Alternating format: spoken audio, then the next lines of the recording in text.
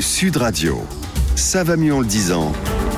Jean Dorido. Bonjour Jean Dorido. Bonjour Jean-Marie, bonjour à tous. Docteur en psychologie, fondateur de l'application Zenfi, auteur de ce livre « Le bonheur est une science exacte », c'est publié chez Larousse, ça parle d'amour, mais pas que.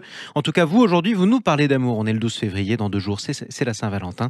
Et ce matin, vous nous expliquez ce que c'est que l'amour.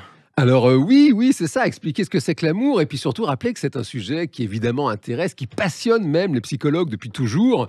Et puis bien sûr, toutes ces questions qui se posent, est-ce que nous sommes vraiment faits pour la vie à deux? Est-ce que le bonheur se trouve plutôt dans la vie de couple ou plutôt dans le célibat, pourquoi pas? Et puis évidemment, à ces quelques jours de la Saint-Valentin, comment faire pour entretenir la flamme? Et que ça dure jusqu'à la prochaine Saint-Valentin. Alors Jean, justement, sommes-nous faits pour la vie à deux d'abord? Mais écoutez, ce qui est sûr, c'est que nous sommes faits pour tomber amoureux. Parce que ça, c'est quand même la sélection naturelle de l'espèce. Monsieur Darwin a bien expliqué qu'il y a sur des millions et des millions d'années d'évolution naturelle, un tri, une sélection qui est faite pour finalement conserver les spécimens de l'espèce les plus à même de reproduire cette fameuse espèce. Et donc, c'est vraiment, on pourrait dire, gravé dans nos gènes, non seulement de tomber amoureux, et puis de rester ensemble au moins un certain temps, puisque l'être humain a, entre autres caractéristiques, cette particularité de n'être pas du tout autonome quand il arrive au monde. Le petit bébé, il est extrêmement fragile,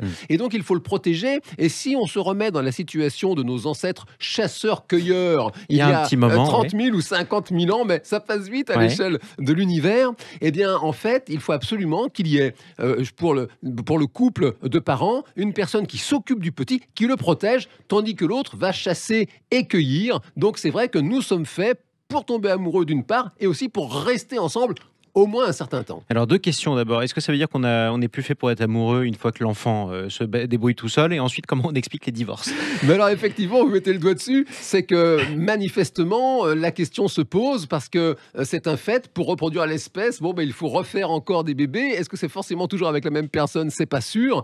Toutefois, sur l'explication des divorces actuels, c'est un fait que nous ne sommes plus des chasseurs-cueilleurs. Vous l'avez rappelé très justement. Et c'est vrai que les contingences de la vie actuelle, les rythmes de la vie moderne, eh bien tout ça finalement ça a tendance à séparer les amoureux plutôt que de les laisser vivre tranquillement leur amour ensemble. Oui, ça fait partie du problème. Alors du coup, Jean, comment on fait pour l'entretenir, cette fameuse flamme? Alors comment faire pour l'entretenir? D'abord, une clé de psy, il faut se parler, communiquer, parce que tant que vous parlez, c'est l'essentiel. Rappelez aussi que c'est quand même un fait, toutes les études sur le bonheur le montrent, c'est quand même dans la vie à deux, dans cette belle relation comme ça qui s'installe dans la durée, que se trouvent vraiment les clés du bonheur. Et puis, il faut mettre du bois dans la cheminée pour entretenir la flamme, c'est-à-dire il faut faire des choses ensemble, faire des excursions, aller voir des films, faire du sport ensemble selon les goûts de chacun. C'est vraiment la pratique d'une activité ensemble qui va renforcer tout ça. Donc évidemment, on souhaite une joyeuse Saint-Valentin à tous les amoureuses et les amoureux qui nous écoutent. Et le docteur Dorido, on est à combien de Saint-Valentin avec sa moitié?